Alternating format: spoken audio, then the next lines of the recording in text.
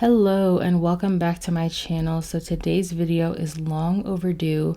As made obvious by the title, I'm going to be discussing HYBE / Big Hit and the hate bandwagon that's been following them ever since around 2019, which is when they started to acquire different companies. There are a lot of opinions flying around about HYBE and their groups, and I wanted to sort through them for myself. There's been a lot of hate thrown at HYBE and HYBE groups recently. It's unsurprising for the most part, but there was a huge increase in anti-HYBE sentiments amongst K-pop stans after GFRIEND disbanded, partly due to the theory that HYBE colluded to disband GFRIEND for some nefarious unknown reason, and largely due to hatred for BTS. But back to GFRIEND for a moment. Because of the sudden nature of GFRIEND's disbandment and narratives pushed by former buddies, a lot of people believe that HYBE wanted GFRIEND out of the way for some reason, some even going as far to speculate that they acquired Source Music for the sole purpose of disbanding them. I've talked in detail about why the idea that HYBE disbanded GFRIEND for their own gain is stupid and makes no sense, so I won't really be touching that subject much today, but there is a disproportionate amount of blame placed on HYBE as opposed to Source, who has always had sole control over GFRIEND. But moving away from that to the bigger picture, what I want to talk about in this video is the largely unfounded hatred of HYBE and the hypocrisy from K-pop stans who swear up and down HYBE is the devil. Despite the fact that very few people seem to do their research on how HYBE operates and rely almost completely on speculation from other K-pop stans, a lot of people have hard and fast opinions about HYBE and their groups, specifically groups that HYBE created like BTS, TXT, and ENHYPEN. From the whole HYBE groups can't sing and they use too much autotune narrative, to the HYBE is a monopoly theory, so on and so forth. So today I'm going to go through some of the biggest controversies and claims surrounding HYBE and assess whether or not these complaints are based in truth. Quick side note, I am not a company stan. While I stan a couple of HYBE groups and am interested in others casually, I do not support the act of standing a company. However, I also don't agree with people spreading unfounded rumors of mistreatment. It takes away from real issues of mistreatment. If you are somebody who subscribes to the HYBE hate bandwagon and believes in all the rumors about HYBE blindly and are not open to a discussion, do not bother to debate with me or anyone else in the comments unless you have cold, hard proof to back up your claims. I haven't and won't argue with people who routinely try to victimize their idols based on nothing. First, we're going to address the biggest controversy, which is GFRIEND's untimely disbandment. Like I said, I won't go into heavy detail about why the theories surrounding their disbandment are nonsense, but what I do want to highlight is that people place all of the blame on HYBE, yet little to none on Source, who was the company solely in charge of GFRIEND. When they acquired Source Music back in 2019, Big Hit / HYBE said, quote, "A contract for the acquisition of Source Music shares has recently been finalized and the company will join Big Hit as a subsidiary ... Source Music's management team will remain at the helm in order to maintain the label's independence and unique colors," end quote. A lot of people seem to ignore or are completely unaware of this fact when speculating about GFRIEND's disbandment. I've seen people bring up that HYBE owns 80% of Source as a gotcha moment to this, but that doesn't change anything. Of course, HYBE owns a large portion of Source. That's what it means to acquire a company. The fact that HYBE owns most of Source now doesn't change the fact that Source and HYBE both agreed Source would be independent. Plus, HYBE is a corporation, not a company. HYBE don't manage BTS or any other groups under them. The independent labels they belong to do that. And you can see at their core, each company under HYBE functions differently. HYBE is the parent company, just acts as a talking head and a bank account for their subsidiaries. Proving this even more, 17 also entered a contract renewal period with Pledis in 2021 as well, and each member chose to renew ahead of schedule as their contracts were set to expire this year. So let's compare.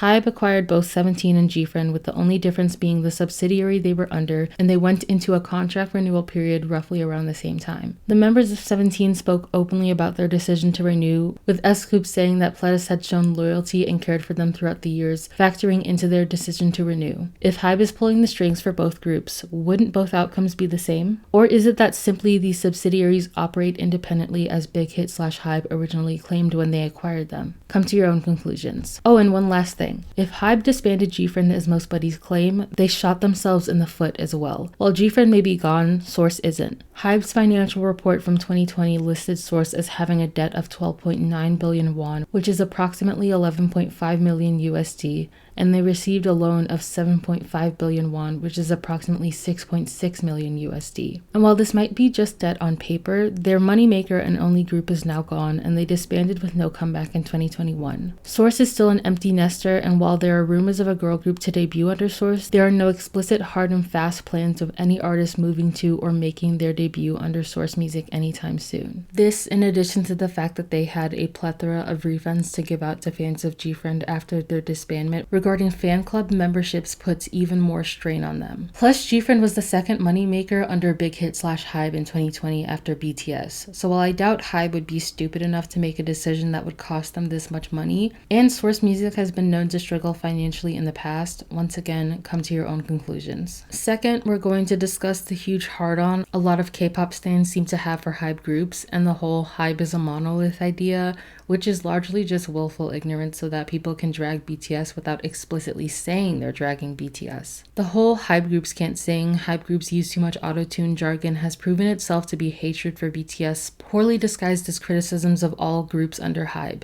These people will never lump in Fromis 9, 17, or Newest into the conversation. It's literally always directed exclusively at BTS and other groups HYBE created themselves. Back in October, when ENHYPEN were getting ripped a new one for their encore stage of Tame Dashed, people were replying to the stage with, "Big hit artists can't sing, autotune is never escaping that company, etc." Even though ENHYPEN isn't a big hit group. They're under B-Lift, and plenty of you have demonstrated that you know the difference between HYBE and their subsidiaries, so it clearly wasn't a mistake that you all tried to include BTS in a drag where none of their groups were involved, simply because you wanted to take shots at BTS in the same breath. And what's so funny to me about this is that you all are too afraid of getting ratioed to say what you really want to say about BTS, so you take shots at the whole company. But then you remember a group that you like is under HYBE, so you say, oh, all HYBE groups can't sing except for them, and them, when you really just mean BTS. Third, the HYBE is a monopoly narrative. I think it's hilarious how many so-called econ majors were writing threads on Twitter about how HYBE is trying to monopolize the industry and stifles creativity with literally nothing more than, oh, well, they acquire a lot of companies as reasoning behind this claim.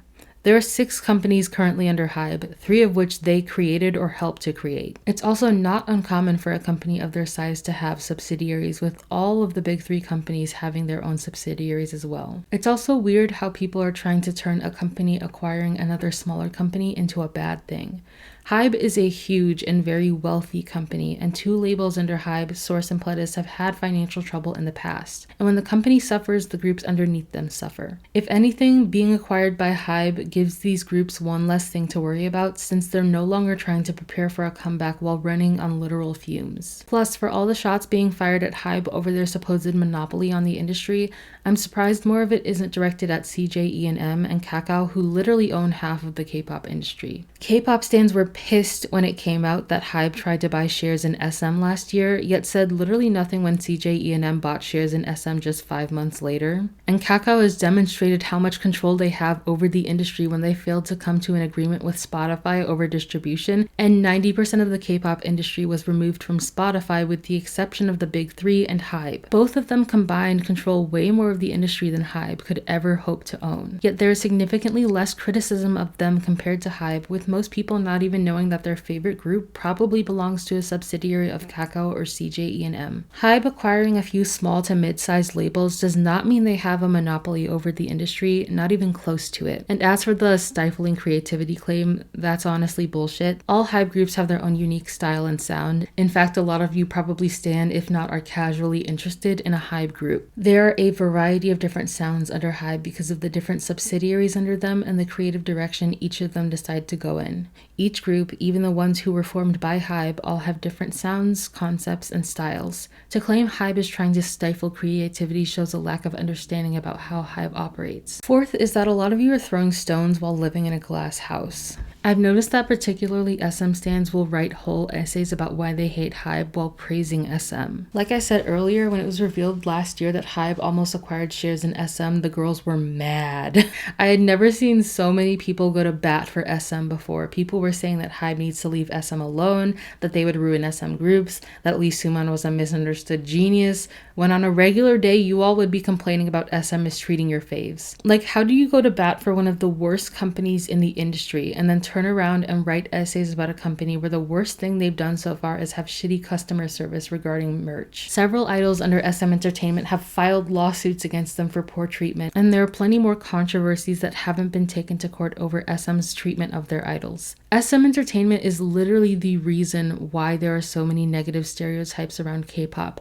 but these same people who are defending Lee Soo-man, aka literally the worst man in the industry, are taking shots at HYBE over literally nothing more than conspiracy theories. If you can defend a company like SM, you are not the one who should be turning around to criticize HYBE. 4.5, because I don't have enough to say about this to be its own point, but the people that are arguing that HYBE has a history of mistreating girl groups are idiots. You all were literally trying to argue this by using GFRIEND and GLAM as an example.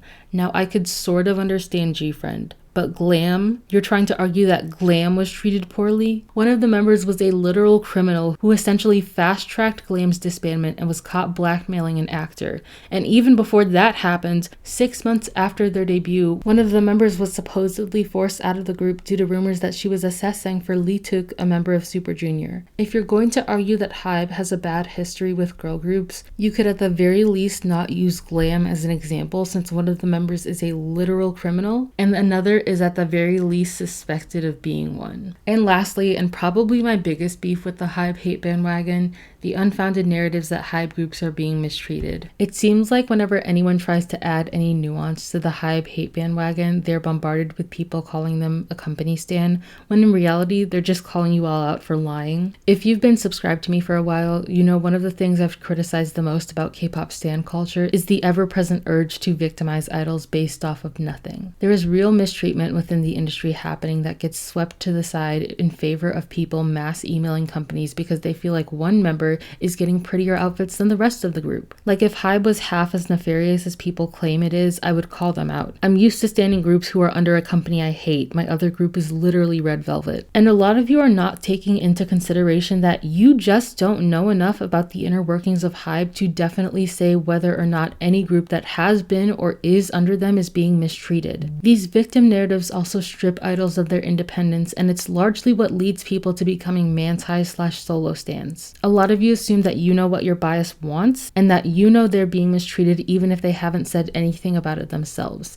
You're just using them as a mouthpiece for what you all want. When HYBE acquired Fromis9 after they moved to Pledis, K-pop stans got upset despite the fact that the members of Fromis were happy about the acquisition and saw it as a great chance for them to get more popular. The same thing happened when former members of IZ*ONE signed with HYBE. People got upset like the former members aren't adults who can make their own decisions for themselves. You all are protecting groups and idols who don't need or want protection from HYBE. You all are pretending like these groups and idols are being forced at gunpoint to sign with them, as if every idol under HYBE doesn't gush about how great of an opportunity it is to be a HYBE labels artist. The least you all could do is be upfront about your personal disdain for HYBE instead of fronting like you have anyone's best interest in mind. That's all for this video, you guys. Hopefully we can start having productive conversations about HYBE and what they can do better as a company that are based in fact and not just wild speculation. Like I said, I am not a company stan and I do not consider myself to be someone who likes HYBE, but as I've already made clear, spreading unfounded rumors of mistreatment because of your own personal beef with HYBE is childish, and it takes away from real mistreatment that happens in the industry all the time. Nobody's arguing that HYBE is perfect, but the weird determination a lot of you have to prove that HYBE is an evil monopoly who all but eats babies for breakfast is weird and ultimately unproductive. If it ever comes out that HYBE is as nefarious as people claim it is, then I'll eat my words. But until then, my point stands. Thank you all for watching, and I'll see you in my next video. Bye!